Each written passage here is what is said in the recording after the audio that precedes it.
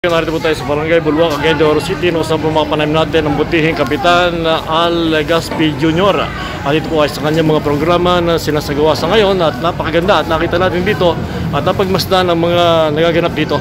Nandito po tayo sa Barangay Hall at magandang umaga po. Magandang umaga, may buntag sa tanan. Ano po itong pinaplano rito po? Ano yung mga modular tents natin, yan yung mga modular tents para may privacy naman yung mga family na nag-evacuate. Saka kasi kagabi may bagyo.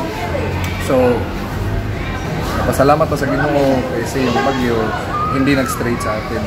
So, nagpataas sila yung ang dagan sa bagyo pataas. Ako pasalamat na naigo lagi dito sa Cebu. Atong pag-ampo sa mga katawhan sa Cebu nga inaot nga okay ra sila. Then sa tuwa din mo ni sila ang abdan sa baha sa Zone 7 duol sa Ipunan River. So malapit sa Ipunan River yung mga bahay nila. So tumaas yung tubig saka bumaha doon sa kanila. So nag-evacuate sila mga around 7 o'clock. Siguro yung iba alas 5 ng hapon dito na, pero yung iba mga 7 PM to 8 PM. So nagpasalamat ako sa mga di basta-basta sa mga barangay staff natin, ang facilities, barangay staff, atong mga BHWs, atong mga BS, sabi na sa atong rescue, atong mga drivers and mga chef, cook. Sila talaga yung foundation sa service natin dito, serbisyo sa Barangay Bulwa.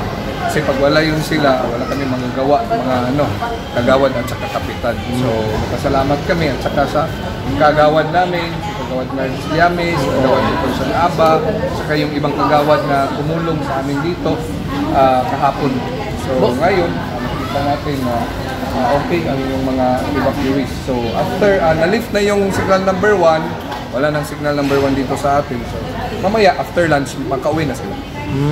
Bali ilang kabugo, ilang pamilya po ito? 26 families. So, around 106 na individuals. Ayun po, sa tingin po, after lunch, maaaring na makabalik na sila sa inyo. After ma-receive nila yung mga klase na ayuda.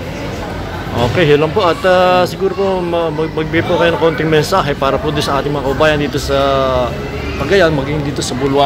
Nasa inyo po pagkakataon. Okay. Message ko po sa itong constituents nato din sa Barangay Bulwa. Manghinaot ko nga kita nga mabantay sa panahon, labi na panahon karon nga ating ulan.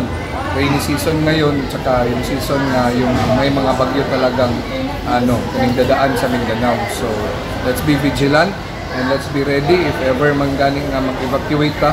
Sana may nakalaan na kayo na bag na kompleto na lahat. Ando na yung flashlight, yung mga t-shirts nyo, mga damit nyo, yung mga ibang pagkain, mga need ninyo, mga toiletries, ano pa dyan, nakalagay na sa isang bag.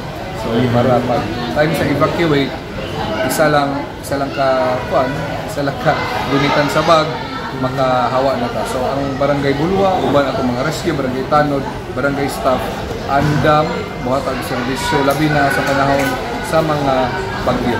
So, kami ready-made din ang among panghangyok nga kita sa tagsa na ito nga panimalay dito sa Barangay Bulwa nga mag-andam po ta. Yan po, salamat. Maraming salamat po.